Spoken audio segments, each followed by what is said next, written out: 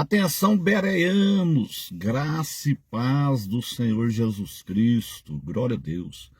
Bereanos, vocês já se perguntaram por que o livro do Apocalipse, aqui no capítulo 4, ele começa assim, ó, depois destas coisas.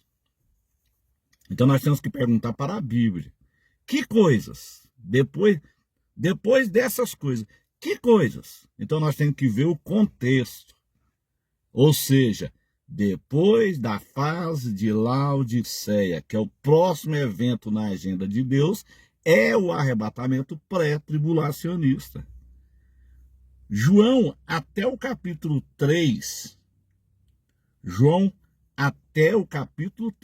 o Apocalipse capítulo 1 até o 3, João está na terra. Ele está recebendo a revelação lá na ilha de Patmos. O ano era 96 e ele estava ali na ilha de Patmos. O imperador da época era Domiciano. João estava exilado ali na ilha de Patmos. Então ele recebe a revelação ali na ilha de Patmos. No capítulo 1, capítulo 2 e o capítulo 3, João está na terra. Então, quando a Bíblia diz no capítulo 4 assim, depois dessas coisas, você já se perguntou por que no capítulo 4, o arrebatamento da igreja ele acontece no capítulo 4 do Apocalipse. O arrebatamento de João, ele tipifica o arrebatamento da igreja. Por que no 4? É porque o arrebatamento vai acontecer nos 4 cantos do planeta. O número 4 ele está relacionado com o planeta Terra, região norte, sul, leste e oeste da Terra. O arrebatamento acontece nos 4 cantos do planeta. Até nisso aqui Deus cuidou em colocar certinho aqui para nós. Arrebatamento no capítulo 4. O arrebatamento acontece nos 4 cantos da Terra. Região norte, sul, leste e oeste da Terra. Então até o capítulo João está na terra até o capítulo 3. No 4 ele sobe. Ou seja, a igreja está na terra até a fase de Laodiceia. Terminou essa fase, a igreja sobe. Nós estamos vivendo exatamente nessa fase de Laodiceia. Mas tem um remanescente de Filadélfia fiel aí, aguardando a redenção, aguardando o arrebatamento. Tem muitos laodiceanos aí, mas também tem um remanescente de Filadélfia. Filadélfia sobe, Laodiceia fica. Então o texto começa assim: depois dessas coisas, olhei, e eis que havia uma porta aberta no céu. Aonde que você vai conectar isso aqui? 1 Tessalonicenses, capítulo 4, 16. Porque o mesmo Senhor descerá do céu com alarido, com voz de arcanjo e com a trombeta de Deus. E os que morreram em Cristo restarão primeiro, depois nós, os vivos, seremos arrebatados. Então vai conectar lá. Depois dessas coisas eu olhei, e eis que havia uma porta aberta no céu. E a primeira voz que eu vi, que era como de trombeta ao falar comigo, disse: voz de trombeta, presta atenção, voz de trombeta. O Senhor descerá do céu com alarido, o Senhor, porque o meu Senhor descerá do céu com alarido, com a voz do arcanjo e com a trombeta de Deus. Então a trombeta toca no céu. O chofar celestial toca lá. E aí a igreja escuta essa voz aqui, ó. Suba até aqui. Suba até aqui. Arrebatamento pré-tribulacionista. Harpazo. Sequestro da noiva. Tomada com violência. Suba até aqui. Então João subiu. João então sobe para o céu agora. E eu lhe mostrarei. Olha que coisa interessante.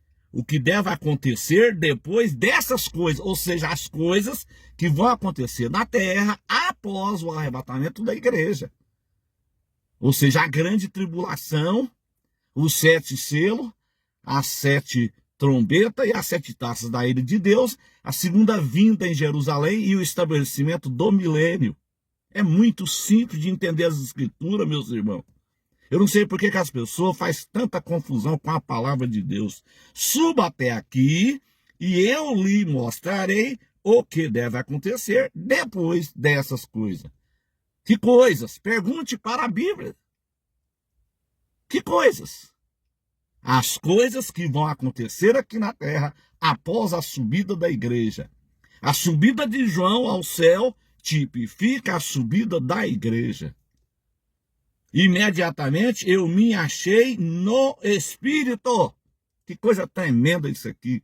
O Espírito Santo, o Eliezer celestial, ele leva a noiva até Isaac. Isaac é um tipo de Jesus. O Eliezer leva a Rebeca até Isaac. O Espírito Santo leva a igreja até Jesus Cristo nas nuvens. É um casamento, é o mesmo molde de um casamento. Onde o pai da noiva leva a noiva até o noivo ali. As coisas de Deus é tão simples. Se você entender um casamento, você que já foi em vários casamentos, você vai entender a forma que vai ser o arrebatamento. É nos moldes de um casamento judaico. Imediatamente eu me achei no Espírito e eis que havia um trono armado no céu. E alguém estava assentado no trono. Esse alguém é Deus. Está sentado no trono. E esse que estava sentado era semelhante no aspecto à pedra de jaspe e ao sardônio, e ao redor do trono havia um arco-íris semelhante no aspecto à esmeralda verde. Esperança. Ainda há esperança para os que ficarem aqui na grande tribulação. Por isso que aqui aparece o verde. E ao redor do trono havia também 24 tronos. Isso aqui você tem que conectar lá com 1 Crônica, capítulo 24. Né? Olha que coisa tremenda. Onde havia 24 tronos sacerdotais. E os sacerdotes representavam o povo de Deus. O povo diante de Deus. Da mesma forma que ali eu não sei se é 2 Crônica, depois os irmãos conferem aí, ou é 1 Crônica, capítulo 24. Eu não me lembro mais aqui, mas vamos fazer a coisa certa, né, meus irmãos? Não custa nada a gente olhar. É melhor a gente olhar do que a gente ficar aqui em dúvida. O capítulo, eu estou aqui no 1 Crônica já, deixa eu ver aqui. É 1 Crônicas 24. Ali havia 24 turnos sacerdotais e o sacerdote representava o povo diante de Deus. Então, da mesma forma que os sacerdotes representavam o povo diante de Deus, os 24 anciões aqui, eles representam a igreja arrebatada. Eles representam a igreja arrebatada. Os santos do Antigo e do Novo Testamento. Os santos, vou repetir aqui, os santos do Antigo e do Novo Testamento. 12 tribos, representando os santos do Antigo Testamento. E os 12 apóstolos, representando a igreja do Novo Testamento. Olha aqui, ao redor do trono havia, Apocalipse 4, versículo 4. Ao redor do trono havia também 24 tronos, e neles estavam sentados 24 anciões, vestidos de branco, pureza, santidade, e com coroa de ouro na cabeça. Aonde que está isso aqui? Coroa de ouro na cabeça. A Bíblia é um livro tremendo, irmãos. Aonde que nós vamos conectar aqui essas coroas de ouro aqui? Vamos conectar aqui, ó, na carta do apóstolo Paulo ao jovem Timóteo, já no finalzinho da sua vida, ali no ano 67, ali, o império era o império de Nero, o imperador era Nero. Capítulo 4 de 2 Timóteo. Olha aqui. 4, versículo 6. Quanto a mim, já estou sendo oferecido por libação, e o tempo da minha partida chegou. Combati o bom combate, completei a carreira e guardei a fé. Desde agora me está guardada a coroa da justiça. Aleluia! A coroa da justiça. Aparece aqui a coroa aqui, ó. E neles estavam sentados 24 anciões, vestidos de branco e com coroas de ouro na cabeça. A igreja será coroada. Nós iremos para o céu, vamos ser coroados. Desde agora me está guardada a coroa da justiça, que o Senhor, reto juiz, me dará naquele dia. Olha aqui a convicção de Paulo. Paulo tinha convicção da sua salvação. E não somente a mim, mas também a todos os que amam a sua vinda. A pergunta é, você ama a vinda do Senhor, meu irmão? Ou você é daqueles que contesta a vinda do Senhor? Você é daqueles que não acredita na vinda do Senhor? Você é daquele que, quando fala em vinda do Senhor, arrebatamento, você fica nervoso, fica bravo. Para você receber a coroa da justiça, você tem que amar a vinda do Senhor. Então tá aqui, ó. Ao redor do trono havia um arco-íris semelhante no aspecto à esmeralda, e ao redor do trono havia também 24 tronos. Neles estavam assentados 24 anciões, vestidos de branco, ou seja, pureza, e com coroa de ouro na cabeça. Todos que amam a vinda do Senhor vão receber essa coroa. Glória a Deus. Então isso aqui é simples de entender, meus irmãos. O Apocalipse é um livro tremendo. A grande tribulação ela começa no Apocalipse a partir do capítulo 6. O capítulo 4 do Apocalipse, preste atenção. E o 5 apresenta a igreja arrebatada. Capítulo 1, 2 e 3, a igreja está na terra, João está na terra. Capítulo 4, a igreja, capítulo 4 e 5, a igreja está no céu arrebatada. Capítulo 6, começa a grande tribulação. Então o anticristo, ele é pós-arrebatamento da igreja. Ele é pós-arrebatamento da igreja. Não tem anticristo com a igreja na terra. Não tem acordo de paz com a igreja na terra. Não tem guerra de Gog e Magog com a igreja na terra. O próximo evento na agenda de Deus é o arrebatamento pré-tribulacionista. Nós estamos vivendo na era de Laodiceia, como eu disse. Tem um remanescente de Filadélfia aí, misturado aí, mas vai subir.